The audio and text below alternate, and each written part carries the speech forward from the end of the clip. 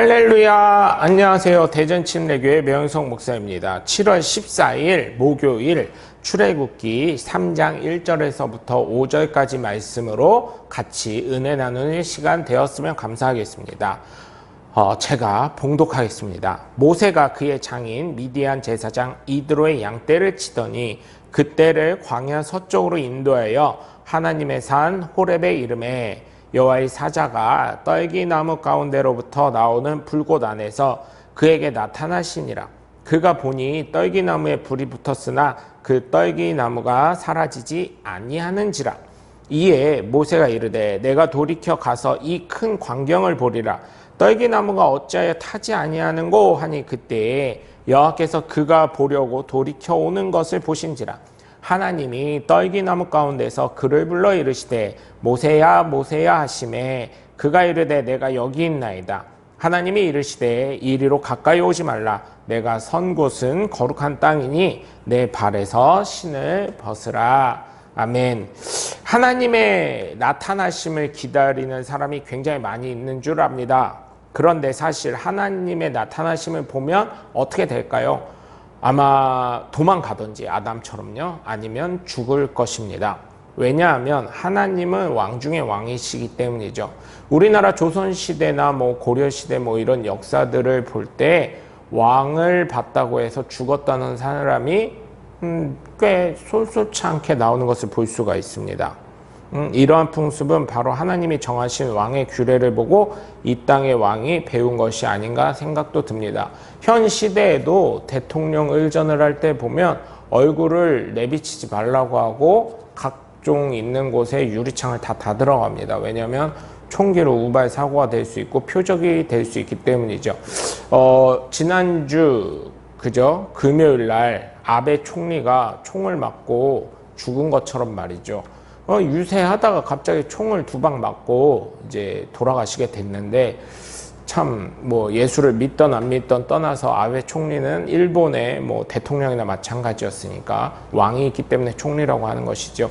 그런데 그가 죽었기 때문에 전직 총리였지만 경호가 제대로 안 되었다는 것이고, 그러한 사건이 있을까봐 왕의 얼굴을 보는 사람은 고개를 이렇게 엎드려서 이렇게 절하지 않은 사람은 바로 죽였다는 왕의 행차가 있을 때 그런 것들이 있는 것처럼 하나님을 보시게 되면 죽게 될 것입니다. 또한 왜 부끄러워서 숨습니까? 나의 죄가 너무나 크기 때문에. 하나님 앞에서는 나의 연약함, 나의 부끄러움, 나의 죄성이 다 환하게 드러나기 때문에 어떻게 할 수가 없어서 부끄러워서 도망가게 될 것입니다. 그렇기 때문에 예수 그리스도를 믿음으로 말미암아 하나님 앞에 예수 그리스도의 놀라우신 은혜와 복과 하나님의 예수 그리스도의 은혜로 앞에 당당하게 나아갈 수 있는 것이에요. 왜? 하나님의 자녀가 되는 권세를 누리게 되기 때문입니다.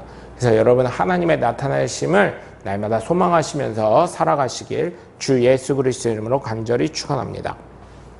오늘 본문을 보시면 모세는 하나님께서 준비하신 사람임이 나타나요. 모세가 장인 이드로의 양떼를 치고 있었는데, 그쵸? 하나님의 자녀로서 호렙산에 이제 올라갔을 때 하나님이 계획하셨죠. 바로의 왕궁에서 교육을 받았고 유대인의 어머니의 그 젖을 먹으면서 신앙 교육을 했고요.